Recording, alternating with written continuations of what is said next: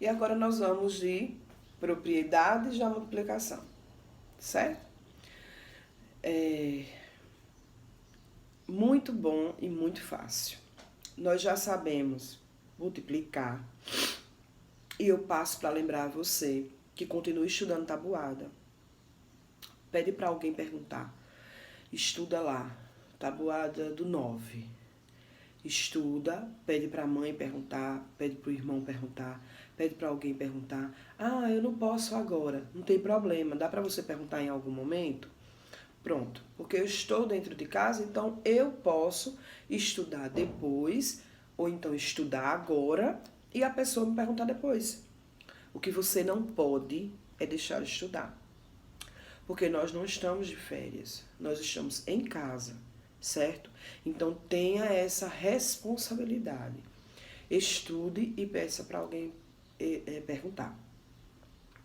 Se você não viu oportunidade para as pessoas te perguntarem, ah, minha mãe tá doentinha, meu pai tá muito triste com tudo isso, com essa situação, e não deu, professora, lá. Sabe o que você faz? Você estuda e você pergunta a você mesmo, certo? Estuda a tabuada, depois esconde a tabuada um pouquinho e você vai perguntando a você mesmo, certo?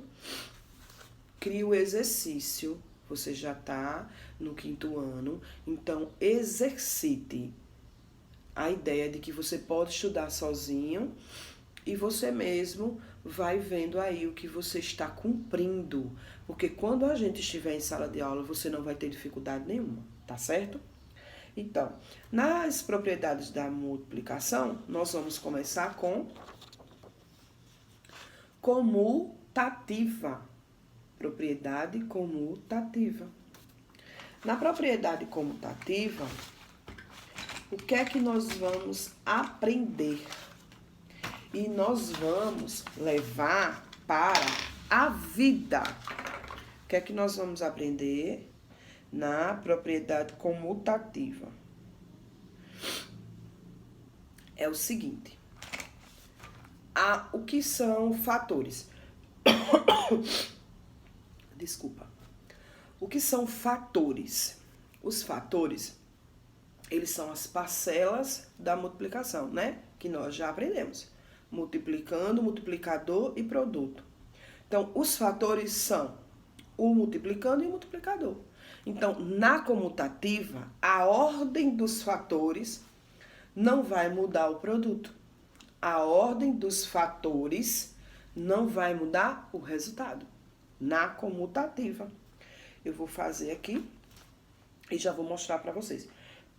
E tem no livro também. Vai acompanhando a aula, manuseando o livro, tá? Então, nós temos, eu vou colocar 8 vezes 5 é igual a 40. Mas se eu colocar 5 vezes 8, também vai ser igual a 40, certo? Observem aí o que a tia fez. Também tem no livro de vocês outro exemplo. Comutativa, registra aí na cabecinha. A ordem dos fatores não vai alterar o produto, ou seja, o resultado, certo? Já estamos sabendo da comutativa.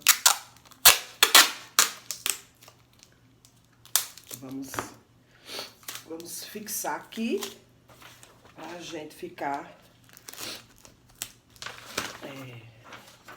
na memória, né? Ó, a ordem dos fatores não altera o resultado. Se eu botar o fator o contrário, os fatores ao contrário, vai dar 40 do mesmo jeito, certo? Vamos para a próxima. A nossa próxima propriedade é a propriedade do... Deixa eu procurar aqui. Do elemento neutro. Do elemento neutro. Elemento neutro. Existe o elemento neutro na adição, já vimos, e existe o elemento neutro na multiplicação. O que vai ser o elemento neutro? O elemento neutro, ele vai ser o número que, ao ser multiplicado, não vai alterar em nada. Entenderam?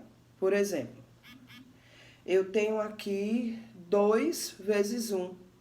Quanto é 2 vezes 1? 2.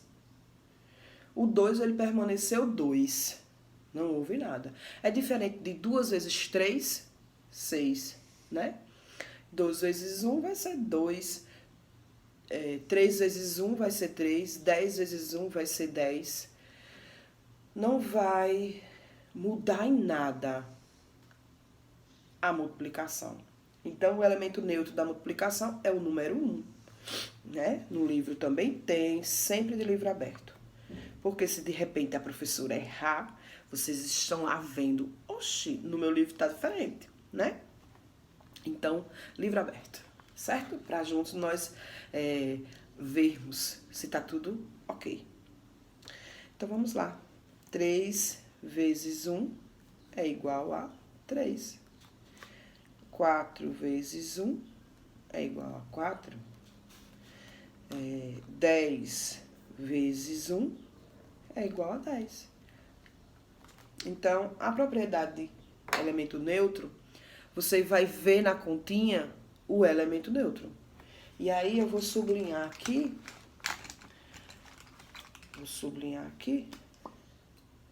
O elemento neutro da multiplicação. Vou circular, tá? O elemento neutro da multiplicação.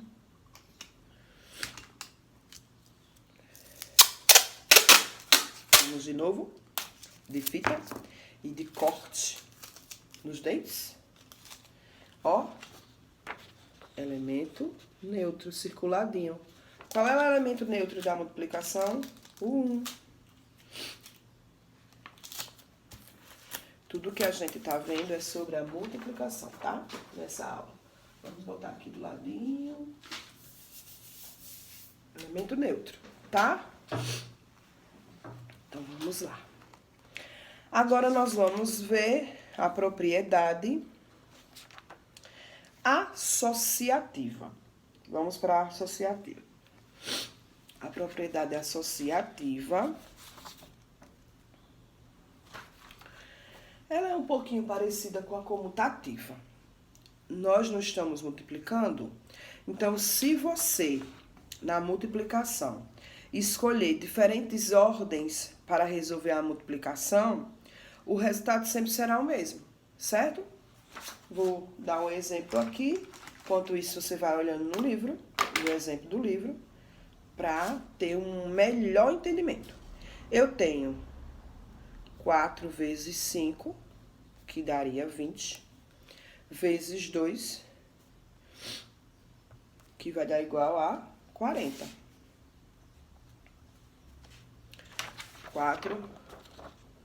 4 vezes 5, 20. 20 vezes 2, 40. Certo? Vamos mexer nos fatores e vamos ver o resultado. 2 vezes 4, 8. E 8 vezes 5, 40. Certinho aí? Mexemos nos resultados. A propriedade associativa, ela é um pouco parecida com uma expressão. Uma expressão, né? Por exemplo, se eu colocar no exemplo que eu fiz, parênteses, parênteses no início e no próximo parênteses no fim, vai dar o mesmo resultado. Porque agora tem parênteses, mas a leitura é igual a que eu fiz. Vamos resolver o parênteses primeiro. 4 vezes 5, 20. Nós colocaríamos aqui embaixo, certo? E 20 vezes 2, 40. E você vai encontrar a propriedade associativa como uma expressãozinha, certo? O exemplo de baixo, no início, na primeira eu botei parênteses no início e na segunda eu botei parênteses no fim, né? Então vamos lá. 2 vezes. 2 vezes 4 vezes 5. 2 vezes 20, 40. Então parece um pouco com a comutativa, né? A diferença é porque aqui você vê a associativa como uma expressãozinha. E lá na comutativa só existe 2 fatores. Uma continha simples. Certo? Então, como é que a gente lembraria da associativa? Trocando a ordem dos fatores, né? Multiplicando de formas diferentes, nós obtemos o mesmo resultado, tá? É bem parecida com a comutativa. Não esquece, tá? Muito bom as propriedades. É só a gente saber a diferença de uma para a outra.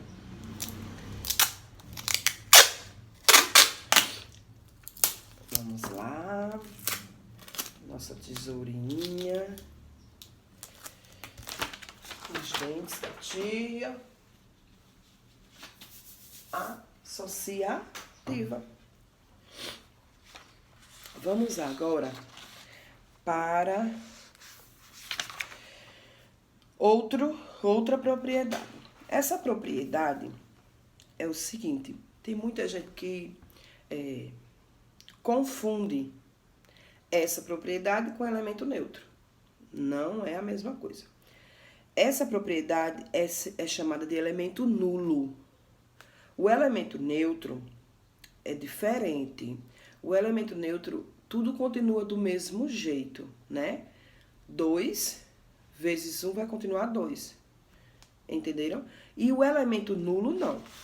O elemento nulo da multiplicação vai ser diferente. Nessa propriedade, sempre que a gente multiplica qualquer número por zero, o produto sempre será igual a zero. O resultado sempre será igual a zero. Olha como é diferente, certo? 10 vezes 0, 0. E 10 vezes 1, 10. Nada mudou. Mas no elemento nulo, sim, né? Tudo ficou nulo, tudo ficou zero. Então, qual é o elemento neutro da multiplicação? 1. Qual é o elemento nulo da multiplicação? 0. Certo? Eu tenho 10 vezes 0 igual a 0. Eu tenho 13 vezes 0 igual a 0. E aí eu vou sublinhar, circular o elemento nulo.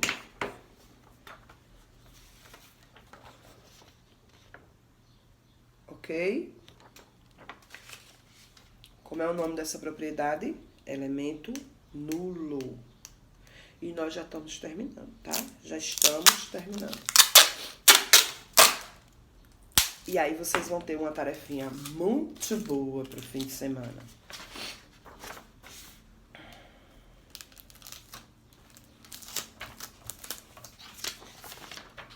Vamos lá, onde é que a gente vai colocar? Elemento nulo. Vamos para cima. Elemento nulo. Agora nós vamos para a distributiva. A propriedade distributiva, ela requer um pouquinho de atenção. Mas é fácil também, certo? Distributiva. E vamos para um exemplo. Eu tenho, é como se fosse uma expressão também. Então, eu tenho aqui, eu vou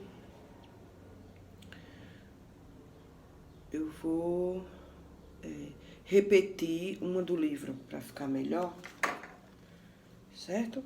Vamos lá. Eu tenho aí na página 50 um exemplo. Eu tenho 3 vezes, dentro do parênteses, 5 mais 2. Igual. Olha que fantástico. Preste atenção. nós vamos ver o resultado sem fazermos nada.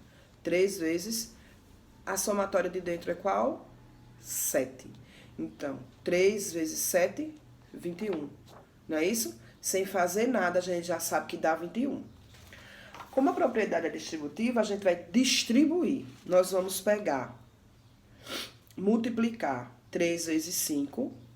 Vou fazer aqui com a canetinha diferente para vocês entenderem. 3 vezes 5, ó. Nós vamos pegar 3 vezes o primeiro elemento e depois nós vamos pegar 3 vezes o segundo elemento. E vamos somar as duas multiplicações.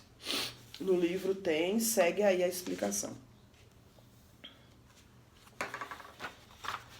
Primeiro 3 vezes 5 e depois 3 vezes 2, certo? Vou fazer embaixo.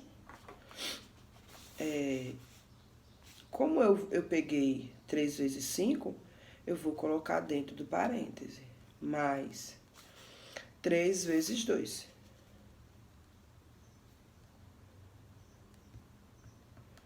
Certo?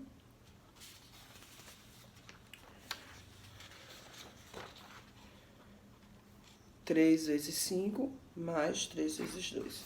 3 vezes 5, 15, mais 3 vezes 2, 6. E isso deu 21.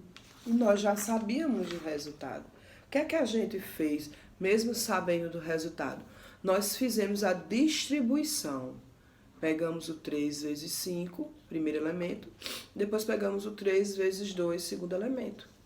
Virou uma expressãozinha e resolvemos. O que é que a gente fez? Distribuiu. Então, a propriedade é distributiva, certo? Muita atenção, esse assunto é muito bom. É só prestar atenção, como tudo que a gente tem que fazer, tem que ter atenção, né? Até a tia erra, se não for com atenção. Não pensem que não. Erra sim. Então, tudo que a gente for fazer, a gente tem que fazer com atenção. Ah, tia, eu errei, eu não sei, eu sou burro. Não existe isso. Existe falta de atenção, preguiça, certo? Então, vamos lá, relembrar rapidinho, para a gente acabar a aulinha de matemática. O que é que nós temos? Propriedades da multiplicação, comutativa. A ordem dos fatores não vai alterar o produto. O elemento neutro da multiplicação, que é 1. Qualquer número vezes 1 vai ser ele mesmo. 1000 vezes 1, 1000. 100 mil vezes 1, 100 mil. 1 vezes 1, 1. 10 vezes 1, 10. Qualquer número vezes 1 vai ser ele mesmo. Por isso que ele é neutro. Associativa, nós sabemos que se a gente multiplica os dois primeiros vezes o terceiro número, vai ser o mesmo resultado, né? Parece um pouco com a comutativa. Mudou os fatores, mudou a posição das multiplicações, vai dar o mesmo resultado. Na associativa, a gente vê uma expressão, né? Mais ou menos uma expressão. Elemento nulo, 0. Diferente do elemento neutro. Nulo, todo número multiplicado por 0 dá 0. E todo número multiplicado por 1 dá ele mesmo. Distributiva, nós aprendemos que até já sabemos o resultado, mas quando a gente distribui o primeiro pelo primeiro elemento do parêntese, o primeiro vezes o segundo elemento do parêntese, nós estamos distribuindo, ok? Então, aula de matemática terminada, faz o exercício e espera a correção amanhã, ou seja, segunda, né? Então, esse fim de semana você vai estar bem ocupado, ok? Hoje, na aula de História, nós vamos ouvir, né, a professora falar. E no seu livro também tem, né? Muito bom que acompanhe, que esteja aí atento. Sobre os primeiros povos do Brasil. Os primeiros povos no Brasil, né? Esses povos... E hoje, na aula de História, eu vou falar sobre os povos, os primeiros povos do Brasil. Os primeiros povos, lá no livro de História, na página 32, você pode abrir e acompanhar a minha explicação. Uma breve fala, né? Sobre esses primeiros povos. Esses primeiros povos, eles receberam o nome de povos sambaquis. Por que eles receberam esse nome? Como surgiu esse nome? Acredita-se, né, que na medida que até então não se sabia, né, vários estudiosos, como eram feitos os sambaquis. Sambaquis são montanhas, né, amontoados, e daí formam uma certa montanha, né, amontoados de conchas. Daí por muitos anos, as pessoas não sabiam como aquilo tinha sido construído, porque por todo o litoral brasileiro se encontrava sambaquis. Ficavam imaginando, será que isso é a natureza mesmo que faz? Como é que faz? E os historiadores, os pesquisadores, né? Que a gente sabe que esse povo, quando está pesquisando, né, procura a fundo toda e qualquer resposta para tudo, né, e que comprove. Então, eles estudaram por muito tempo e descobriram que eram feitos esses amontoados por pessoas, pelos povos lá da época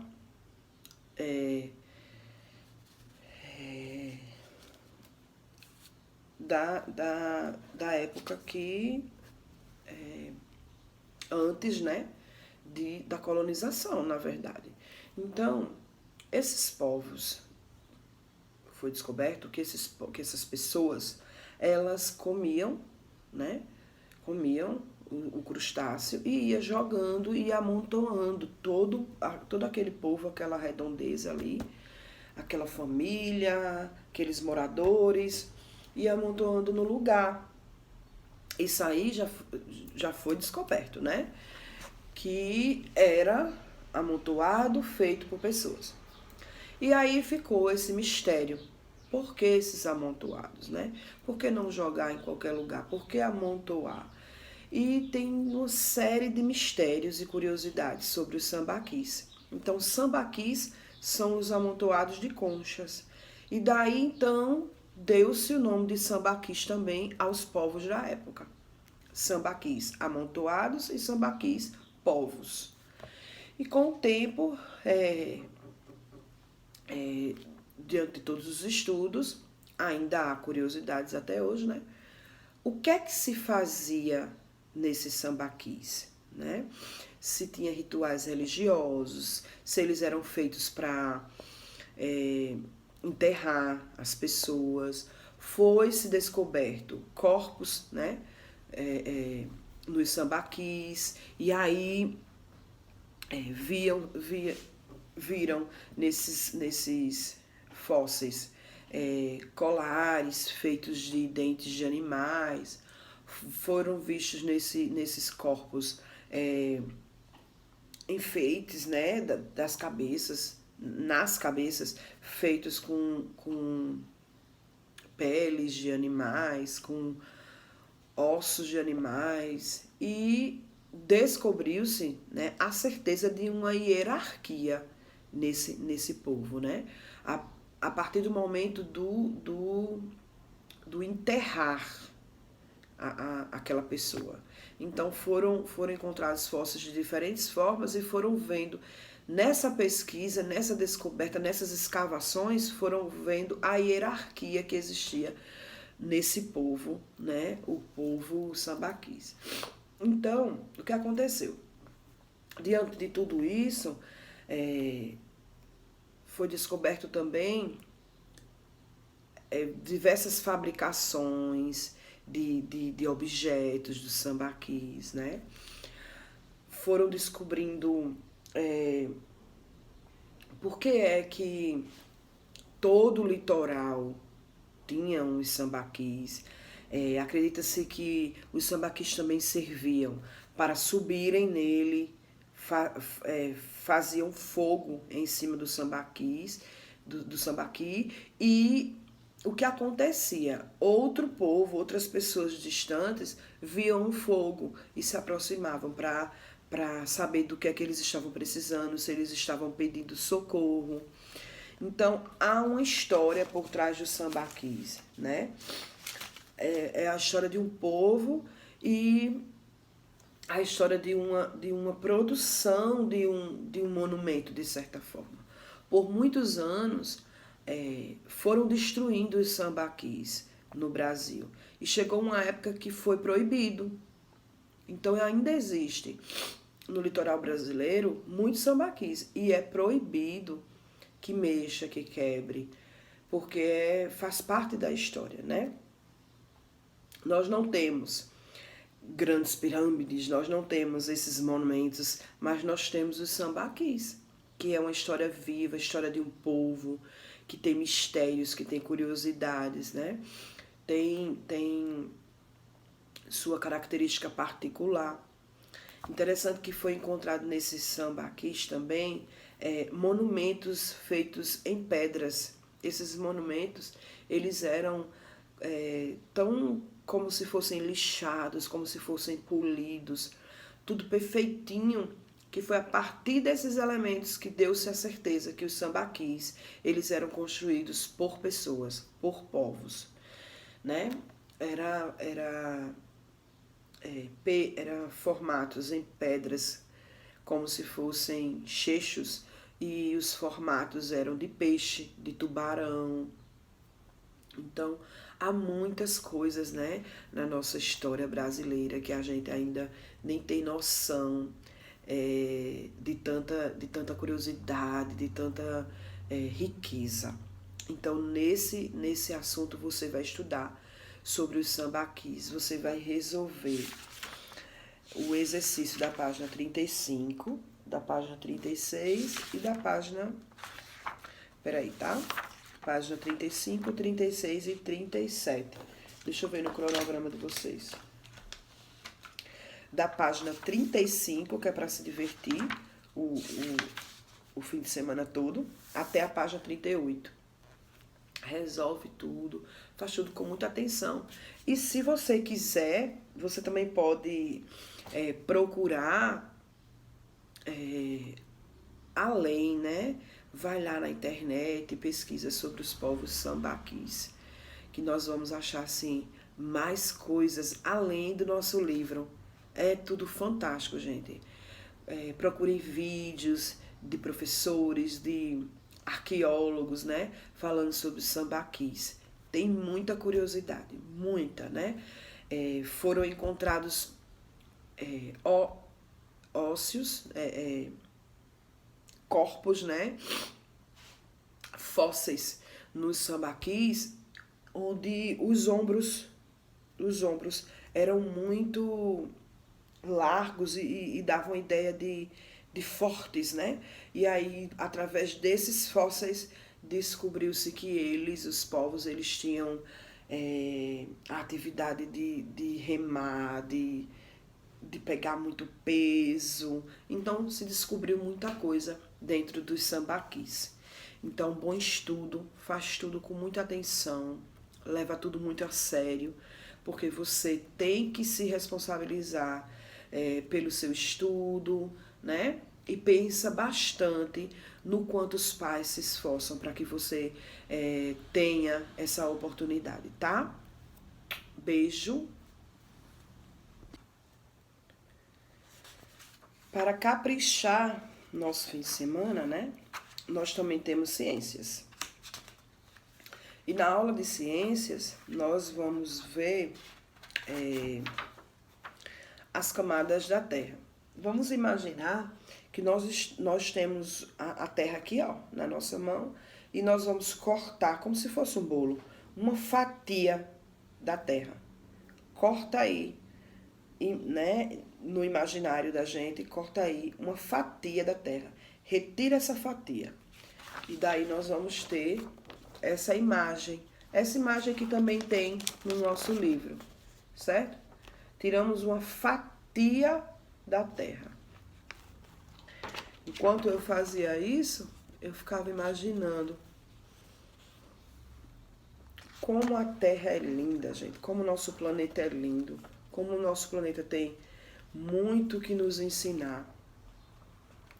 E no livro de vocês tem a mesma coisa. É porque Tia Rejane queria ficar com a imagem assim e conversando com vocês. E que vocês me vissem, mas aí não dava. Se fosse o livro, fica muito pequenininho. E se eu filmasse o livro, eu não ia ver, vocês não iam me ver, tá? Então, eu tentei fazer essa imagem aqui, ó. O que é que nós vamos ver no nosso livro? E, posteriormente, nós vamos fazer o exercício da página 49 e 50. Essa partezinha aqui, ó. Vocês estão vendo? Essa partezinha aqui é a crosta terrestre. Crosta terrestre, né? Ela está situada logo abaixo da superfície terrestre. Essa parte. Existe a superfície e ela está situada abaixo da superfície terrestre. Nela tem rochas, minerais, certo? A crosta ela pode atingir de 40 a 60 quilômetros de espessura na área continental e tem 6 quilômetros na área oceânica. Essa é a crosta. No meio, essa partezinha mais avermelhada, nós estamos vendo o núcleo, né? O núcleo ele apresenta duas partes, uma sólida, que tem ferro, tem níquel, e uma parte líquida, que envolve a primeira camada e é formada por ferro e níquel em estado líquido, né? O núcleo. E aqui nós temos o manto. O manto tem uma profundidade de 30 a 2.900 quilômetros abaixo da crosta. E ele é composto também por ferro e magnésio. Ferro e magnésio. E o material que tem no manto, ele está no estado sólido. É como se fosse uma pasta. Uma pasta, né? No livro de vocês vão ver isso. E quando a gente estuda o planeta, quando a gente estuda a nossa Terra, quando a gente estuda essa riqueza que é o nosso planeta, a gente não tem a ideia de que existem camadas, né? Existem camadas na nossa Terra. Não tem essa ideia. E no assunto de ciência das camadas da Terra, vocês vão aprender muitas coisas, muitas coisas. Vocês vão aprender sobre as placas tectônicas, elas se movimentam na superfície da Terra e elas interagem de maneira independente. Elas podem até colidir, afastar ou deslizar. São nas regiões das bordas que esse movimento acontece, explicando eventos geológicos como os terremotos e erupções vulcânicas. Então, as placas tectônicas elas podem colidir, se afastar, e a partir delas surgir terremotos e outras coisas, inclusive erupções, né? Aí vocês vão ler sobre os terremotos, sobre os vulcões, sobre os cataclismos, e vai também estudar a atmosfera, a biosfera. O que é a atmosfera? É a camada gasosa que envolve a Terra. E a biosfera é a parte onde há vida.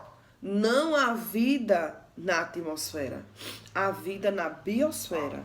Olha que interessante, né? A hidrosfera, que é a camada de água da Terra. Então, a hidrosfera, a camada de água, a biosfera, a camada que tem vida, e a atmosfera, a camada que tem o quê? Gases, né? Camada gasosa que envolve a Terra. E dentro desse assunto também, nós vamos ver o homem, ele é beneficiário demais, gente. Né? Nós somos muito, muito, muito beneficiários de tantas coisas boas do nosso planeta. Olha só isso aqui. O homem também obtém grandes benefícios da hidrosfera, como a água para beber, cozinhar, para a sua higienização, grande parte do seu alimento, como peixes, crustáceos, moluscos, e a maior parte do oxigênio do planeta, que é produzido pelas algas e liberado para a atmosfera.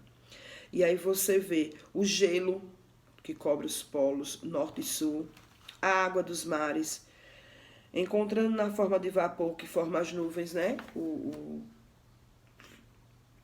gasoso, né? A água gasosa, em estado gasoso. Então, esse assunto é muito bom e tem bastante curiosidades, né? A camada mais sólida e rígida da Terra se chama litosfera, que ela é composta da crosta terrestre e da porção rochosa do manto, né? Então, não basta aprendermos sobre atmosfera, biosfera, nós também vamos ver a litosfera, certo? Um assunto muito rico. Então, leiam muito e façam a página 49 e 50 de ciência, certo? Beijo, até a próxima semana. Estudem tabuada, nós vamos ver mais divisões a partir de segunda-feira. E estudem verbo também. E desculpem qualquer coisa, eu tô um pouco com corize, né, por conta da alergia. Mas Deus abençoe a cada um.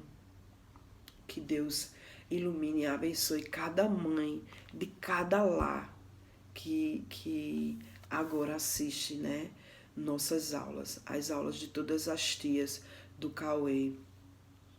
Que Deus abençoe todos esses lares. E o mais importante, gente, que Deus abençoe cada mãe de cada lar desse, do nosso Cauê, os lares do nosso Cauê e do mundo inteiro.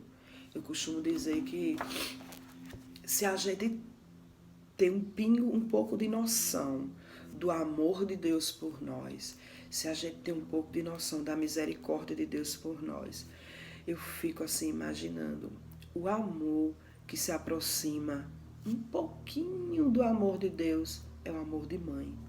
E nesse domingo eu peço que você, aluno, você, aluna que me assiste, mesmo que você não tenha presente nenhum para dar à sua mãe, abrace sua mãe. Mesmo que a sua mãe não queira, abrace. Diga: mamãe, eu te amo, você é muito especial para mim. Desculpa por eu dar trabalho. E se você não dá trabalho, você diz para ela: obrigado por você existir na minha vida, certo? E em suas orações, ore pela sua mãe, para que Deus dê muita força a ela nos trabalhos diários, para que Deus dê força a ela no trabalho dela, se ela trabalha fora. E se ela trabalha dentro de casa, ore mais, porque quando a gente está dentro de casa, não termina o trabalho diário, tá? Então pense nisso e bom fim de semana, bom domingo. Agradeça pelo alimento que tem dentro da sua casa. Agradeça por tudo. Nós somos privilegiados por estarmos nesse contato, por você estar me assistindo, né? Sinal que você tem internet. Então agradeça por tudo. E show tristeza. Beijo, beijo em cada mãe.